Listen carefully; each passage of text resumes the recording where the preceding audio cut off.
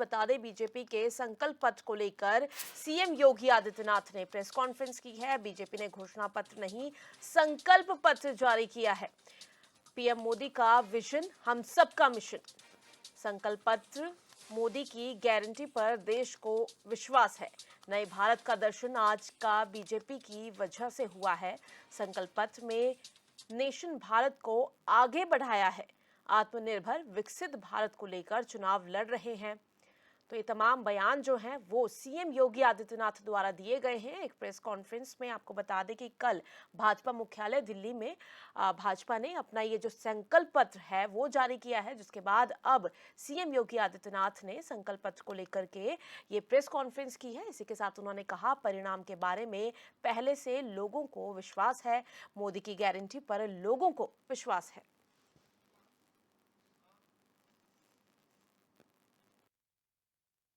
का एम्बिशन है वह मोदी जी का मिशन है, और जो मोदी जी का मिशन है, विजन है, वह हम सबका मिशन है।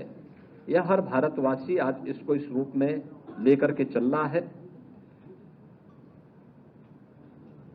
संकल्प पत्र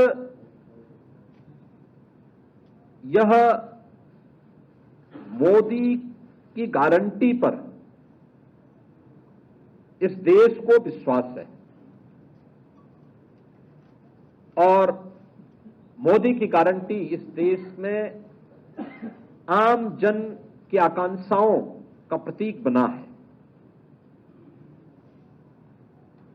इसलिए थीम भी मोदी की गारंटी। मोदी जी ने पिछले 10 वर्ष के अंदर देश के अंदर जो परिवर्तन करके दिखाया है,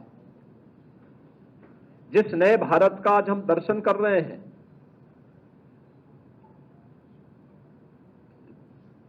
गांव, गरीब, किसान, नौजवान, महिलाओं को फोकस करते हुए जिस प्रभावी ढंग से योजनाओं को जमीनी धरातल पर उतारने का कार्य हुआ है, वह मोदी की गारंटी उसका आधार है। और मोदी जी की इस गारंटी को आधार बना करके आगामी 5 वर्ष के लिए हमारा विजन डॉक्यूमेंट क्या होगा, संकल्प पत्र में एक एक सेक्टर को चिन्हित करके उसका उल्लेख भी किया गया है। मोदी की गारंटी इस बात के लिए आश्वस्त करती है कि ये आगे भी इसी रूप में इसका लाभ बिना भेदभाव के सभी लोगों को प्राप्त होता रहेगा। और इन सभी कार्यक्रमों को लेकर के संकल्प पत्र ने नेशन फर्स्ट के अपने संकल्पों को आगे बढ़ाते हुए ये भी कहा, विकसित भारत की संकल्पना के लिए आत्मनिर्भर भारत चाहिए, और ग्लोबल लीडर के रूप में भारत को प्रस्तुत करने के लिए एक विकसित भारत चाहिए। विकसित भारत, यह हम सब भारतवासियों का सौभाग्य है कि आजादी के अमृत काल का यह प्रथम चुनाव, अब तक के किसी भी चुनाव में पहला यह चुनाव है जिसमें आत्मनिर्भर और विकसित भारत की संकल्पना को लेकर के चुनाव लड़ा जा रहा है। और भारतीय जनता पार्टी ने अपने संकल्प पत्र में इन सभी बातों का उल्लेख भी किया है।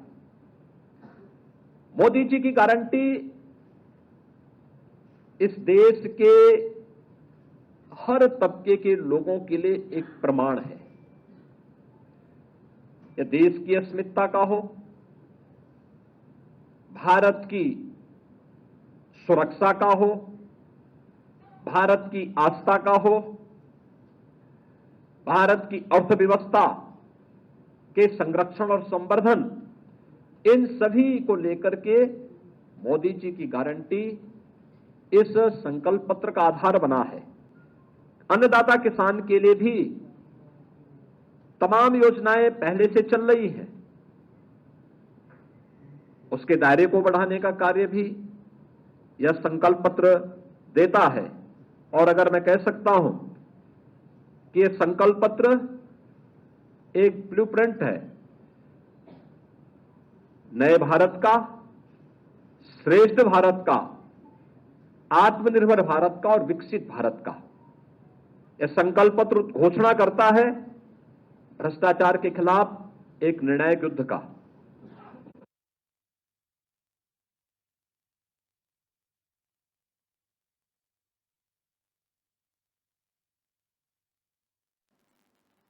और इस खबर पर तमाम बातचीत के लिए हमारे साथ बीजेपी प्रवक्ता रामनिवास यादव जी भी जुड़ चुके हैं। रामनिवास जी, आपसे जानना चाहेंगे, जिस तरह से फाइनली बीजेपी की तरफ से जो ये संकल्प पत्र है वो जारी हो गया है, उसको लेकर के सीएम योगी आदित्यनाथ ने ये प्रेस कॉन्फ्रेंस करके जो मोदी का विजन है वो भी क्लियर किया है, क्या कुछ कहेंगे? नहीं, निश्चित रूप से माननीय मोदी जी का जो कल उन्होंने संकल्प पत्र जारी किया है, हाँ। आजाद भारत में पहली बार किसी संकल्प पत्र में भारत को विकसित बनाने का संकल्प लिया गया है। निश्चित रूप से जिस प्रकार से माननीय प्रधानमंत्री जी के पिछले 10 वर्षों के कार्यकाल में जिस प्रकार से भारत का गरीब, मजदूर, किसान और अन्नदाता, बहनें, महिलाएं, मजदूर सारे लोग बढ़े हैं, अपने अपने क्षेत्रों में प्रगति की ओर बढ़े हैं और भारत भी बहुत आगे बढ़ा है। तो निश्चित रूप से इस संकल्प पत्र में जो संकल्पना रखी गई है कि 2047 तक देश को विकसित राष्ट्र के रूप में लेना है, हमको लगता है कि मोदी जी के कामों को देखते हुए 2047 से पहले ही इस विजन संकल्प पत्र जो आया है प्रधानमंत्री जी के द्वारा जो कल किया गया है, इसको देखते हुए लगता है कि 2047 के पहले ही भारत विकसित राष्ट्र बन जाएगा, इसको कोई रोक नहीं सकता है। इस प्रकार से देश के गरीबों को, मजदूरों को और माताओं, बहनों को, पिछड़ों, दलितों, सबको लेके इसमें आगे सबको बढ़ के आगे सबकी मदद करके सबको आगे बढ़ाने का जो संकल्प लिया गया है, निश्चित रूप से ये आजाद भारत का पहला संकल्प पत्र है जो भारत को नई ऊंचाइयों पर ले जाएगा और भारत को दुनिया का सिरमौर बनाने का काम करेगा, ऐसा इस संकल्प पत्र में निश्चित रूप से दिखता है। जी, अच्छा रामनिवास जी, एक चीज समझना चाहेंगे, जिस तरह से विपक्ष के भी इसको लेकर के सवाल है कि आखिर भाजपा की तरफ से जो ये संकल्प पत्र है वो इतना लेट क्यों आया? नहीं, निश्चित रूप से भारतीय जनता पार्टी कोई निर्णय करती है हाँ। तो सोच विचार के सभी पहलुओं को ध्यान में रख के करती है। जिस प्रकार से भारत को विकसित राष्ट्र की श्रेणी में ले जाने का जो संकल्प लिया गया है, तो उस संकल्प लेने के लिए समय लगता है, सबके विचार आते हैं, इसलिए समय लगता है। और भारतीय जनता पार्टी माननीय प्रधानमंत्री जी के नेतृत्व में 2047 के पहले ही इस संकल्प पत्र को देखते हुए लगता है कि भारत हमारा विकसित राष्ट्र बनेगा और भारत दुनिया का सिरमौर बनेगा, कोई इसको रोक नहीं सकता। चलिए रामनिवास जी, आप हमारे साथ बने रहिए, क्योंकि इसी बीच हमारे साथ सपा नेता रामबाबू रस्तोगी जी भी जुड़ चुके हैं। रामबाबू जी, फाइनली भाजपा की तरफ से जो ये संकल्प पत्र है वो जारी हो गया है। देखिए, संकल्प पत्र तो इनका 2017 में भी जारी हुआ था, 2022 में भी जारी हुआ था और 2019 में और 24 में भी जारी हुआ था, अभी जारी किया है। क्या इन्होंने पूर्व में जितने भी संकल्प पत्र में घोषणाएं दिया था, लिखा था, क्या वो सभी औपचारिकताएं इन्होंने पूर्ण कर लिया है? दूसरी चीज जो है, भारतीय जनता पार्टी केवल जो है दबाव की राजनीति कर रही है और संकल्प पत्र इनका कभी जिंदगी में ना पूरा हुआ है ना पूरा होगा। मैं आपके चैनल के माध्यम से बताना चाहता हूँ, इन्होंने कहा था कि देश की बहन बेटी महिलाओं के किचन को मैं दुरुस्त करूंगा और 300 रुपए सिलेंडर को विकसित करते करते लेके चले गए 970 रुपए पे और 70 रुपए के पेट्रोल को विकसित करते करते लेके चले गए जो है 100 रुपए 100 के ऊपर ले गए हैं। तो ये इनका विकास है ये। और भारतीय जनता पार्टी जो कहती है वो करती नहीं है, जो करता होता है वो उसको बताती नहीं है।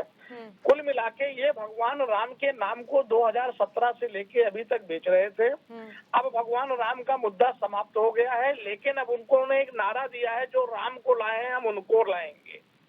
अब हमें नहीं मालूम था कि मेरठ से काल्पनिक राम अरुण गोविल जी को भी चुनाव में उतार देंगे। इतना ही अपने आप पे डरे हुए हैं सत्ता के भोगी कि ये भगवान राम के काल्पनिक रूप को भी ये लेके आए हैं, चुनाव में उतार दिए हैं।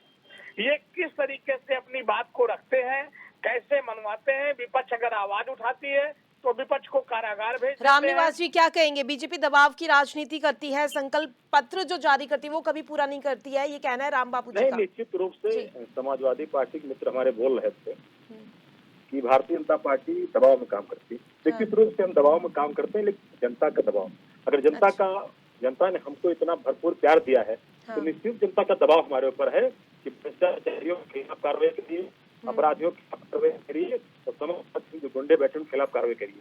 यही कारण है कि 2017 में हमने कार्रवाई शुरू की, 2019 में हमको विजय मिली, 2022 में विजय मिली। इसका परिणाम है निश्चित रूप से जनता अगर हमको प्यार करती है तो जनता के हितों में जो भी उचित होता है हम उस पर कार्रवाई करते हैं। यही कारण है कि आज जब अपराधी जेल में है तो समाजवादी पार्टी लोगों को तकलीफ हो रही है। अभी आपने देखा होगा कि कल 2 दिन पहले समाजवादी पार्टी के नेता कह रहे थे कि आजम खां और अतीक अहमद, मुख्तार अंसारी हमारे आइकान हैं।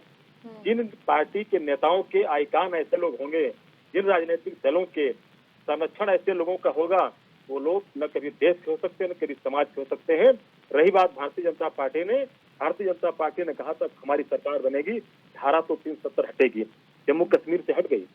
भारतीय जनता पार्टी ने कहा था राम मंदिर बनाएंगे, राम मंदिर आज बनकर तैयार हो गया है। भारतीय जनता पार्टी ने कहा था कि हम जो है 3 तलाक का कानून लाएंगे, भारतीय जनता पार्टी लागू किया। भारतीय जनता पार्टी ने कहा मैनिफेस्टो जो संकल्प पत्र भाजपा की तरफ से है, भारतीय जनता पार्टी ने तो ये भी कहा था कि बेटी बचाओ बेटी पढ़ाओ। उन्होंने ये नहीं बताया कि बेटियों के जो है कुलदीप सिंह सेंगर से बचाना है, उनके सांसद से बचाना, उनके विधायक से बचाना है। भारतीय जनता पार्टी केवल अपराधों से बचाता है और शोषित माफियाओं इनके संरक्षण में है। जनता ने बेरोजगार किया है, कभी इनको रोजगार नहीं देगी जब तक उन्हें नीतियां नहीं बदलेंगे लोग।